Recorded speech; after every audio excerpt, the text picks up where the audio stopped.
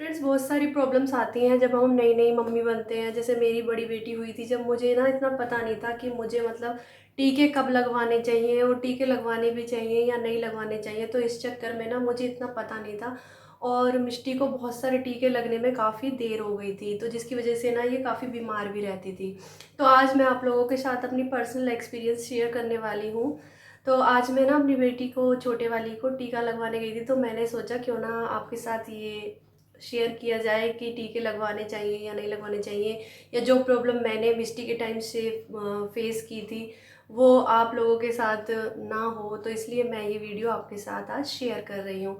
तो सबसे पहले बात करते हैं कि हम लोगों को टीके क्यों लगवाने चाहिए। देखिए, टीके क्यों लगवाने चाहिए। टीकों से क्या होता है, बच्चे की इम्यूनिटी पावर बढ़ती है। बच्चों को क्या होता है, जैसे बच्चे बहुत वीक हैं या कुछ ऐसी बीमारियां होती हैं जो बच्चों को हो जाती हैं, तो अगर हम टीका लगवा लेंगे तो कुछ बीमारियों से वो उन्हें प्रोटेक्ट करते हैं। जो टीके होते हैं वो उनको सेफ रखते हैं। अगर बच्चा बहुत ज़्यादा बीमार रहता है, कुछ बीमारियां ऐसी हो जाती है बच्चों को, काफ़ी ज़्यादा हो जाती है, जैसे बच्चों को लूज़ मोशन बहुत होते हैं, तो इन सब के ना टीके लगते हैं। तो अगर हम टीका लगवा लेते हैं तो बच्चों को इतनी सारी प्रॉब्लम फेस नहीं करनी पड़ती। जैसे पहले आपने देखा होगा, बच्चों को लूज मोशन ही होते रहते थे, तो वो इसीलिए होते थे क्योंकि पहले टीकों की इतनी व्यवस्था नहीं थी, वैक्सीन वगैरह की। तो बहुत ज़्यादा प्रॉब्लम्स फेस करनी पड़ती थी बच्चों को भी और उनकी मम्मियों को भी। अब जैसे बच्चों के दांत निकलते हैं तो उस टाइम पे बच्चों को अब टैबलेट्स दे देते हैं होम्योपैथिक की, तो उससे कितना इफेक्ट पड़ता है। बच्चों को लूज मोशन होते ही नहीं और डायरिया वगैरह की टीके भी लगते हैं। तो टीके लगवाने बहुत ही ज़्यादा इम्पोर्टेंट है। तो टीके टाइम टू टाइम ज़रूर लगवाएं। कब लगवाने चाहिए टीके, मेन चीज़ ये है कि टीके का जो टाइम पीरियड होता है वो उसी टाइम पीरियड पर लगने चाहिए। और हमारे ना जब बच्चा पैदा होता है तो इस तरह का एक कार्ड बन जाता है, तो उसमें सारी वैक्सीनेशन यहाँ पे लिखी रहती है कौन कौन सी लगेंगी। तो ये मैंने प्राइवेट कार्ड बनवाया था, गवर्नमेंट कार्ड भी बनता है। तो इस तरह का होता है ये कार्ड। इसमें बच्चे को हेल्थ कार्ड रिकॉर्ड भी कहते हैं। इसे बच्चे का ना हेल्थ कार्ड रिकॉर्ड भी कहते हैं। तो इसमें सारे वैक्सीनेशन इस राइट हैंड साइड पर लिखे रहते हैं, कौन सा टीका कब लगना है, कितनी एज पर लगना है, कितने मंथ पे लगना है। तो ये सब डिटेल इसमें रहती है। तो अगर ये हेल्थ कार्ड हमारे पास होता है ना, तो हमें ये पता चलता रहता है टाइम टू टाइम कि कौन सा टीका कब लगेगा। तो ये हेल्थ कार्ड बहुत ही ज़्यादा ज़रूरी है, ये ज़रूर होना चाहिए। और अगर आपके पास ये हेल्थ कार्ड नहीं है तो डॉक्टर के पास जाइए या फिर मतलब किसी गवर्नमेंट हॉस्पिटल में जाइए, वहाँ ये हेल्थ कार्ड बच्चे का बन जाता है और जिससे आपको ये पता चल जाता है कि बच्चे को कौन से मंथ में कौन सा टीका लगना है। आज जैसे मेरी बेटी को लगा था, वो 15 महीने की हो गई है, तो 15 महीने वाला उसका टीका लगा है। तो इससे मुझे पता चल जाता है कि उसे दूसरा नेक्स्ट टीका कब लगेगा। अब वैसे तो at the time of birth, जब बच्चे का बर्थ होता है तभी बन जाता है, लेकिन अगर बाई चांस नहीं बना है तो आप डॉक्टर के पास जाके बनवा सकते हैं। प्राइवेट और गवर्नमेंट दोनों तरह की बात करते हैं कि जैसे ये पेनलेस इंजेक्शन भी चल रहे हैं। जैसे प्राइवेट हॉस्पिटल्स में, प्राइवेट हॉस्पिटल जो होते हैं उनमें डॉक्टर्स पेनलेस इंजेक्शन लगवाते हैं। तो देखिए, पेनलेस इंजेक्शन का तो ये है कि अगर हम गवर्नमेंट में लगवा रहे हैं तो वो तो लगेगा हमें 10 रुपीज़ का। वैसे तो मोस्टली फ्री होते हैं, मैंने भी अपनी बेटी को काफ़ी इंजेक्शन गवर्नमेंट हॉस्पिटल से लगवाए हैं।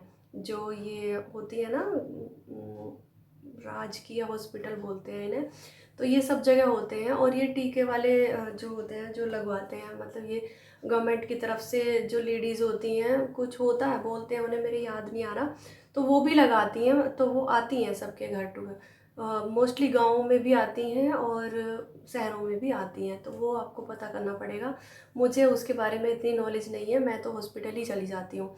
तो कुछ इंजेक्शन ऐसे होते हैं जिनमें पेनलेस इंजेक्शन होते हैं। अब पेनलेस का क्या वो है और गवर्नमेंट का क्या है। जैसे हम सरकारी हॉस्पिटल में इंजेक्शन लगवाने गए तो वो तो हमारे फ्री होते हैं और ज़्यादा से ज़्यादा 10 रुपये ले लेंगे या 20 रुपये ले लेंगे।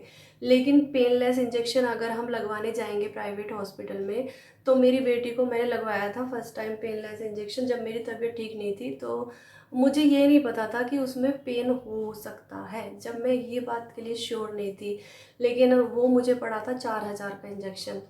और उसमें ये था कि उसमें कई इंजेक्शन एक साथ मिलके लग जाते हैं, लेकिन मैंने लगवाया था सिर्फ इसलिए कि मेरी बेटी को फ़ीवर नहीं होगा, लेकिन फ़ीवर फिर भी हो गया था।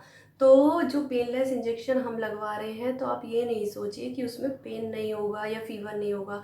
ये सब चीज़ तो बच्चे की बॉडी टू बॉडी डिपेंड करती है। फिर मैंने बाद में डॉक्टर से कंसल्ट किया था, तो उन्होंने मुझे समझाया कि पेनलेस इंजेक्शन में ऐसा नहीं है कि बच्चे को फ़ीवर नहीं होगा या कुछ नहीं होगा। हो भी सकता है और नहीं भी हो सकता, ये बच्चे की बॉडी टू बॉडी डिपेंड करती है। तो मैंने क्या किया था, मैंने जो गवर्नमेंट फ्री लिस्ट वाले फ्री वाले इंजेक्शन थे, वो मैंने गवर्नमेंट हॉस्पिटल से लगवा लिए थे। और जो मतलब गवर्नमेंट में नहीं लग रहे हैं, वो मैंने डॉक्टर से कंसल्ट करके बाहर प्राइवेट हॉस्पिटल में लगवा लिए हैं। लेकिन गवर्नमेंट हॉस्पिटल में ये है, जो हम सरकारी इंजेक्शन लगवाते हैं, टीके ये लगवाते हैं, उसमें ये है, अगर भाई किसी की जो फाइनेंशियली कंडीशन है वो अच्छी नहीं है, तो सब अपने बच्चों को उसमें जाकर लगवा सकते हैं। और हम भी क्यों ना लगवाएं, हम भी तो मिडिल क्लास ही हैं। तो मैंने तो अपनी बेटी को ज़्यादा इंजेक्शन वहीं से लगवाए हैं। और ये आप पर भी डिपेंड करता है कि आप कहाँ पर लगवाना चाहते हैं। ऐसा नहीं है कि गवर्नमेंट हॉस्पिटल में अच्छे इंजेक्शन सरकार प्रोवाइड नहीं करवाती, बहुत अच्छे इंजेक्शन होते हैं, वो भी सेम ऐसे ही होते हैं। तो अब बात करते हैं कि हम अगर बच्चे को फ़ीवर हो गया है तो उसकी केयर कैसे करें। हम मतलब बच्चे का दर्द तो बांट नहीं सकते, लेकिन कम ज़रूर कर सकते हैं। कम कैसे कर सकते हैं, बच्चे को जैसे इंजेक्शन लगा है और उससे फ़ीवर हो गया है, तो फ़ीवर की दवाई डॉक्टर साथ के साथ दे देते हैं। तो फ़ीवर की दवाई दे देते हैं। और मतलब 2-3 बार मेरी बेटी को बताया है डॉक्टर ने कि 3 बार दवाई देनी है। तो कुछ एक्सपीरियंस तो मुझे बड़ी बेटी से ही हो गए हैं, अब मुझे पता है कि कब क्या देना है।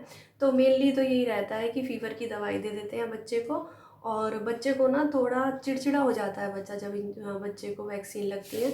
तो बस बच्चे को ये है, अच्छा उसका मूड रखें, उसे अच्छे से खिलाएं और थोड़ा उसे ना बिजी रखें, मतलब टॉयज़ वगैरह ऐसा है जिससे वो बिल्कुल बिजी रहे। वैसे बच्चे तो जल्दी बिजी हो जाते हैं, कार्टून में लगा दीजिए या फिर उसे कोई ऐसी चीज़ दे दीजिए जो उसे बहुत ज़्यादा पसंद है। और दूसरा हम क्या कर सकते हैं, जैसे इंजेक्शन लगा है, बच्चों को स्वेलिंग भी हो जाती है, और अगर स्वेलिंग भी नहीं है, पेन हो रहा है, तो आइस क्यूब लें और उसे एक हैंकी में रखें और उससे सिकाई करें, तो इससे भी बच्चे को बहुत ज़्यादा कि जैसे मेरी बड़ी बेटी हो गई है 10 साल की, तो मैं प्राइवेट हॉस्पिटल में गई थी। इसकी तबीयत अभी पीछे इसे ना फ़ीवर आया था, तो डॉक्टर कहने लगे कि इसे आप इंजेक्शन भी लगवा सकते हो, 10 साल के टाइम पे इंजेक्शन लग रहा है। एक्चुअली मैंने इसका हेल्थ रिकॉर्ड देखा नहीं था काफ़ी दिन से, तो फिर मैंने आकर घर पे देखा कि इसके हेल्थ रिकॉर्ड में है कि 10 इयर्स की जब ये हो जाएगी तो इसे एक वैक्सीन लगनी है।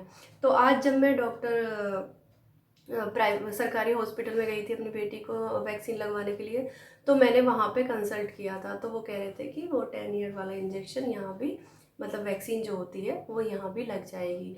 तो अब मैं अपनी बड़ी बेटी को 10 ईयर वाली इंजेक्शन गवर्नमेंट हॉस्पिटल में दिलवाऊँगी, जो गवर्नमेंट देते हैं।